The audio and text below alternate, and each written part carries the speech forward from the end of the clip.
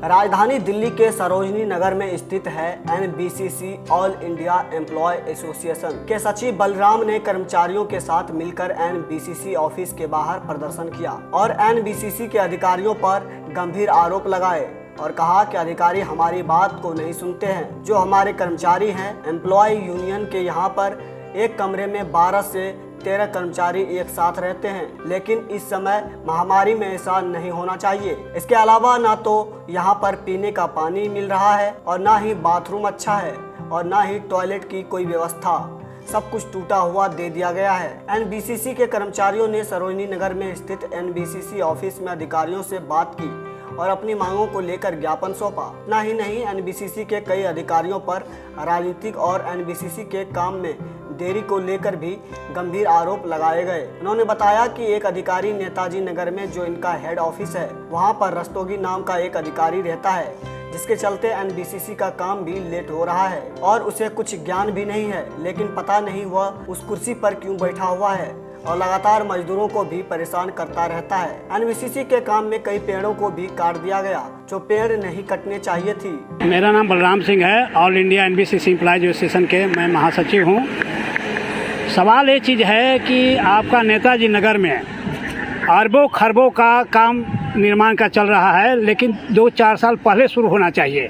लेकिन इतना एक ऐसा अधिकारी है नेताजी नगर में बैठता है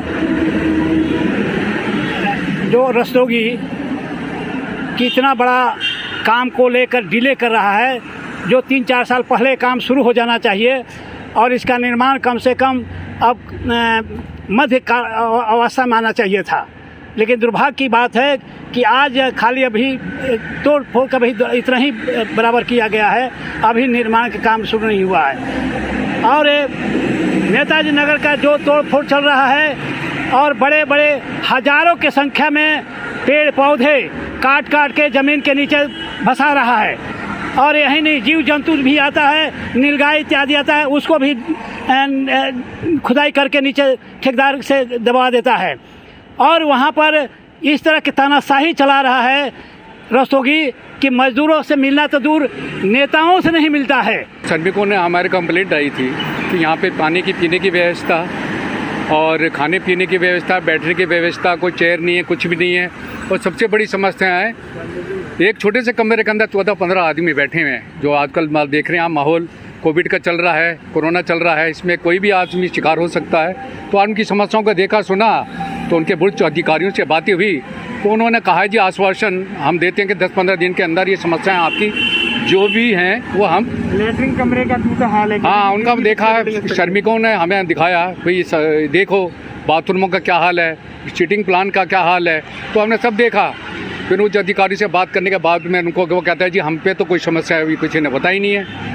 तो ये जो अधिकारी हैं, अधिकारियों से मिले और उनका क्या कहना था? उन्होंने ये कहा जी हमें तो कोई कंप्लेंट मिली नहीं अभी आज तक, तो हम कैसे समस्या का समाधान करें। आप आए हैं और आपको मिल गई है हेड क्वार्टर से और हमें को मिली नहीं, जो हम साथ में रहते हैं, तो उनसे ही बात करिए। मगर ये झूठ बोल रहे हैं, जो भी इनका है कैसा है। मगर हमको उनका एक हफ्ते का टाइम दे दिया है कि जितनी भी उपरोक्त समस्याएं हैं जो लिखित रूप में वर्करों श्रमिकों ने दे दिया है वो दूर की जाए, अन्यथा इसके परिणाम बहुत ठीक नहीं होंगे। कई कर्मचारियों का यह भी कहना है कि हमने कई बार लिखित में साफ सफाई को लेकर शिकायत दी है, लेकिन ज़्यादातर यह होता है कि कोई भी सुनवाई नहीं होती। बल्कि एनबीसीसी में यह नियम है कि कोई किसी कर्मचारी का ट्रांसफ़र होकर आता है, जब तक उसके लिए कमरे की व्यवस्था नहीं होती तब तक उसे होटल में ठहराया जाता है। लेकिन 1 महीना बीत जाने के बाद भी यहाँ कर्मचारी इसी टूटी फूटी बिल्डिंग में रह रहे हैं। ना तो साफ सफाई है, ना ही टॉयलेट की व्यवस्था और ना ही कुछ और व्यवस्था की गई है। सब सरकारी एम्प्लॉय हैं, लेकिन इस महामारी में भी सभी एक साथ रह रहे हैं। सोशल डिस्टेंसिंग का ध्यान होना चाहिए, लेकिन ऐसा कुछ नहीं है। एक बिल्डिंग दी गई है, वो अभी टूटी हुई है, उसमें काफ़ी गंदगी है।